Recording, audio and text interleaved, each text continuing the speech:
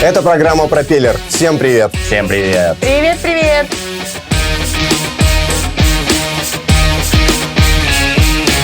Первый сюжет у нас посвящен выставке, которая называется «В открытом небе». Чем прекрасны выставки современного искусства? То, что люди туда приходят подумать. Это такой коллективный мыслительный процесс, где люди собираются и начинают интерпретировать. Интерпретировали, да не вы интерпретировали. На выставке присутствовали не только картины, там дополнительно присутствовали инсталляции, которые можно было посмотреть. И вообще я люблю на выставках не в плоскости, а что-нибудь объемное. Интерактивчик. Все мы прекрасно знаем, что любое произведение искусства должно быть в первую очередь трактуемо. То, что ты видишь и что чувствуешь, когда смотришь на какую-то картину, то оно и значит. Но оно же может значить совсем другое для автора. А представляешь, что все понимают по-другому? То есть ты в одно в нее вкладывала, на нее смотрят и вообще другое видят. Помните фильм «Код да Винчи»? Главный герой находит всякие скрытые смыслы в любых картинах и начинает это все подставлять. Вот они здесь образуют чашу. Здесь он показывает 3 пальца. Это означает 3-я статья какой-нибудь книги. Откуда они это все берут? Это же можно все, грубо говоря, подставлять. Мне кажется, вот это именно мнение того человека, который не рисует, который смотрит на картины, там, постмодернизм. Господи, что это такое? Я возьму кисточку, помажу вот здесь 2 крестика, нарисую вот тут квадратик, и все, я художник от бога, ее купят за $2 миллиона. Нет, люди вот этот квадратик пишут годами. Давайте посмотрим прекрасный сюжет про выставку современного искусства и попытаемся подумать вместе, что же хотели сказать авторы.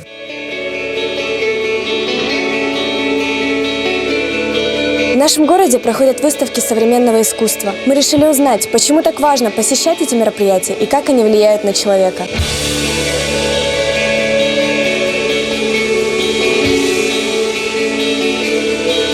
Мы посетили групповую выставку современных якутских художников, работающих в самых различных направлениях арта. Здесь представлены живопись, фотография и даже видео. Автор выставки – художник-дизайнер Устинья Дагардурова. Мне хотелось создать проект, в котором бы я могла принять участие с остальными художниками в более концептуальном виде. Что-то, что могло бы затронуть человека, чтобы можно было получить какую-то эмпатию. Мы хотели показать, что есть некий срез молодого искусства, показать, что есть художники, очень активно исследующие области метамодернизма и в первую очередь исследующие себя как людей. Люди, которые настроены, может быть, чуть более чувствительно, чем остальные люди. Так как каждая работа — это высказывание, они стараются сказать о своих мыслях, о своих чувствах. И этот разговор — это не монолог, а диалог.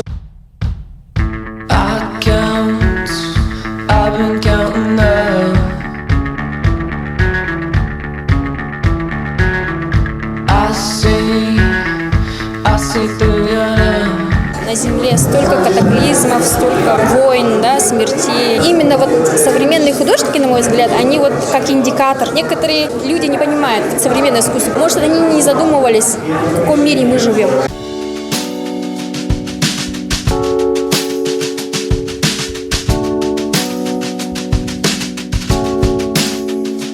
Просто тут честность автора, честность своего мироощущения.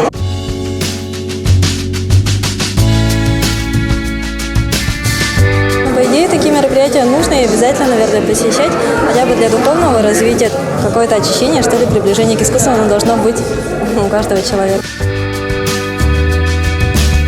И надо ходить, развиваться, смотреть, думать, обсуждать. Для того, чтобы расширять свое сознание, подвергнуть его каким-то мыслям. Ну и потом это вид интеллектуального отдыха, вид эмоционального отдыха, создание атмосферы для себя. Это все необходимо для мироощущения, чтобы можно было прочувствовать то, что нельзя увидеть.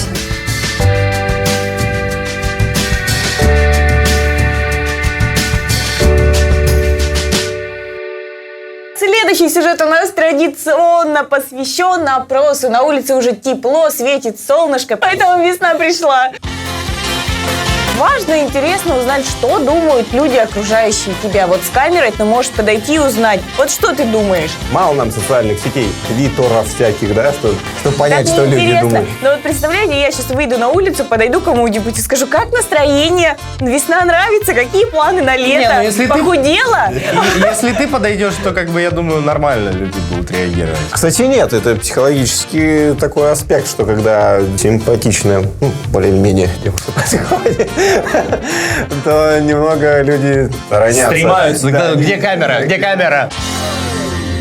Я, собственно, когда только начал учиться, в Москве видел, как берут интервью большие телеканалы, у них большие камеры, обычно еще свет иногда с ними ходит. Мне нравилось наблюдать, как люди реагируют на съемочную группу. Они видят, что там вдалеке человек с камерой и корреспондент. И они начинают просто... Обтекать. Видели документальные фильмы про дикую природу, когда рыбы плывут и вот примерно такая же реакция. А значит, еще такой прием достать телефон и типа ты занят. Я же вижу, что вы по руке говорите. Я не понимаю, Майк, а почему мы с тобой здесь мерзнем, они там сидят в студии? Да, привет, коллеги, да, все правильно представили. Сейчас мы будем брать опрос у жителей города Якутска на тему весеннего обострения. Узнаем, что кого беспокоит, кто о чем думает, ну и просто пообщаемся с людьми. А как вы понимаете выражение «весеннее обострение»? Когда голову продуваешь. Поэтому ты в шапке ходишь? А? Поэтому ты в шапке ходишь? Ну? Можете ответить, пожалуйста, на пару вопросов? Нет, спасибо. Пожалуйста. Нет, У тебя просто такая замечательная прическа. Хорошо. Знаете, я люблю очень ярких людей, которые любят ярко одеваться, тем самым показывая, что они действительно готовы встречать весну. Вот один из самых ярких представителей. А как ты вообще понимаешь выражение «весеннее обострение»? Но весеннее обострение у каждого по-своему проявляется, наверное. Для меня я воспринимаю как, наверное, подъем какой-то. Здесь с биологической точки зрения стоит рассматривать. Мыслительная деятельность более такая активная, и все у человека в жизни становится хорошо. Ты в детстве упал в чан со словарным запасом? Нет. Я думаю, этой весной ты согласился дать мне такое небольшое интервью. Я думаю, это тоже такой небольшой творческий подъем. Я вообще первое мое интервью кому-либо даю, я отказываюсь То вообще. есть я твой первый? Да. Что ты сделал вот для себя, скорее всего, что-то новое вот этой весной? Отремонтировал квартиру. Как вы понимаете выражение «весеннее обострение»? Весеннее обострение. Гулять, радоваться, веселиться. Подожди, кошки? Кошки. Кошки. Вот как вы боретесь с весенним обострением? Ой. Здравствуйте, можете ответить на пару вопросов? Знаете, мне кажется, это не мое. Для вас весна это является каким-то творческим подъемом? Нет. Нет. Сейчас мы наблюдаем творческий процесс идет в гору из-за того, что у ребят действительно весеннее обострение. Вы просто посмотрите на это. Сейчас мы пойдем и испортим им фотосессию. Нас спалили. Как ты понимаешь выражение «весеннее обострение»? Что-то связанное, Я здесь. что-то связанное с половым влечением к противоположному полу, я так думаю. Знаете, если бы весеннее обострение была бы девушкой, то она выглядела, наверное, примерно так. Чувства обостряются у людей. Ну ты видишь этот взгляд? Моя богиня. Работа фотографа как-то связана с С этим? весенним обострением очень связано. А вот что ты нового уже сделала необычного этой весной? Сдала сессию, закрыла. А как ты считаешь, с этим надо бороться? С этим бороться не надо. Этим нужно пользоваться. Главное, как пользоваться, умело или не умело. Yes. Как ты борешься с весенним обострением? Шоколадками. Твой друг Костя, который тебя фотографирует, да, сказал, что весенним обострением надо пользоваться. Как ты к этому относишься? Замечательно, мы же друзья.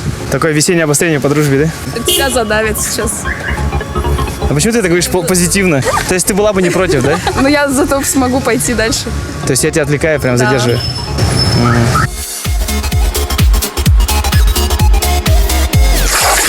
Как ты борешься с весенним обострением? Да никак, у меня его нету. Как ты думаешь, как можно заразиться весенним обострением? Поцелуй. Да? Серьезно? Районы, кварталы, эй, живые, массивы. Я ухожу красиво. Что я увидел? Да, люди все куда-то торопятся. Кто-то смог нам ответить на пару вопросов, кто-то не смог. Но меня просто радует, что все чем-то заняты. Это здорово. Весеннее обострение, ребят. Для кого-то это просто физиология, для кого-то творческий подъем. Вот. Приятно. А у нас весна в самом разгаре, соответственно, все разденутся, а это означает, что покажут свои фигуры. Нужно себя как-то подготовить. Морально?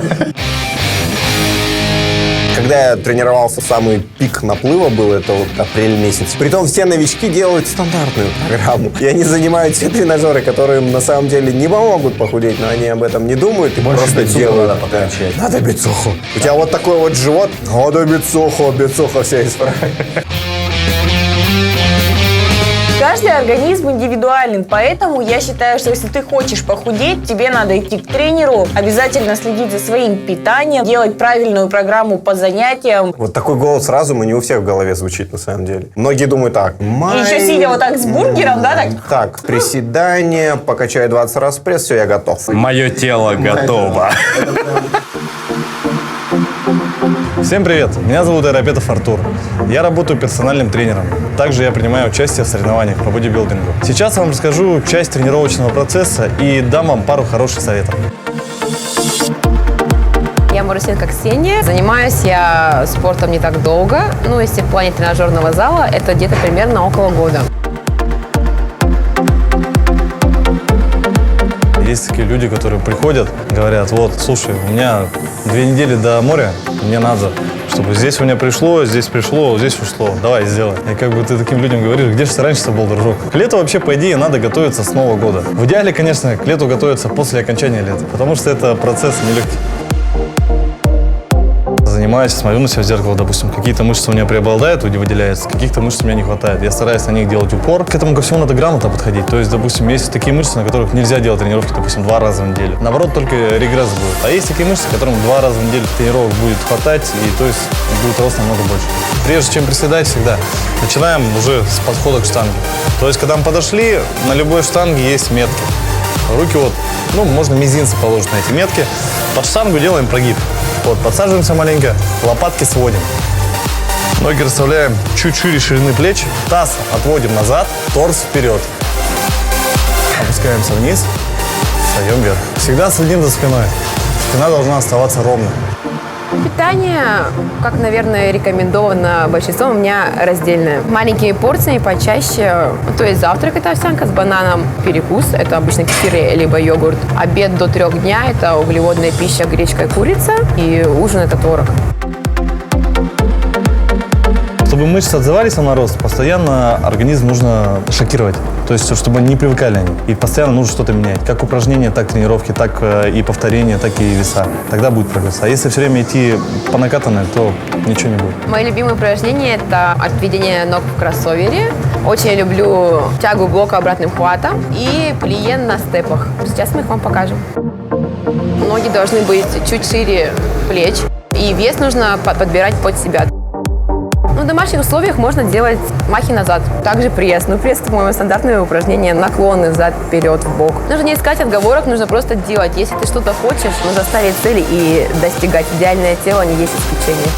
Бывает даже, приходишь на тренировку, сядешь на стул так и думаешь, блин, как мне охота заниматься. Лучше проще сейчас пойти, одеться, домой приехать, покушать и в кровать бахнуться. Потом думаешь, там, для чего ты шел вообще, для чего ты начинал все это делать. И все-таки заставляешь свою задницу поднять со стула и идешь заниматься. Одно очень хорошее упражнение, немаловажное, кстати. Классические подтягивания. Желательно пошире браться и вот в полную амплитуду. Занимайтесь спортом, друзья. Не болейте. Всем хорошего настроения. Пока. Мы показали вам типовые упражнения, как подготовиться к лету. Ребята, занимайтесь спортом. Всем пока-пока. С вами была программа «Пропеллер». Увидимся с вами ровно через неделю. Подписывайтесь на нас в соцсетях, ставьте лайки. Ну а, конечно же, выйдите на улицу, дайте интервью, сходите в спортзал, позанимайтесь, видите себя хорошо, смотрите нашу программу. Мы специально работаем для вас. Всем пока! Всем пока!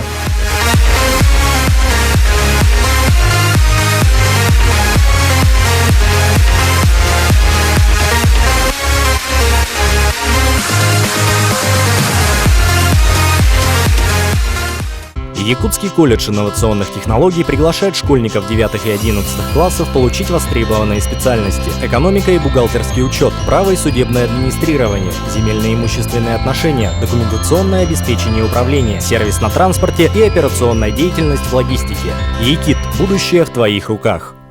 У каждого дела запах особый. У маляра пахнет краской роба. Куртка шофера пахнет бензином. Блуза рабочего – маслом машины. Руки стилиста – водой душистой. У визажиста – румяной пушистой. Пахнет электрик горелой проводкой. Сладким парфюмом с изысканной ноткой пахнет ведущий в день торжества. Ведь не секрет, пахнут все ремесла.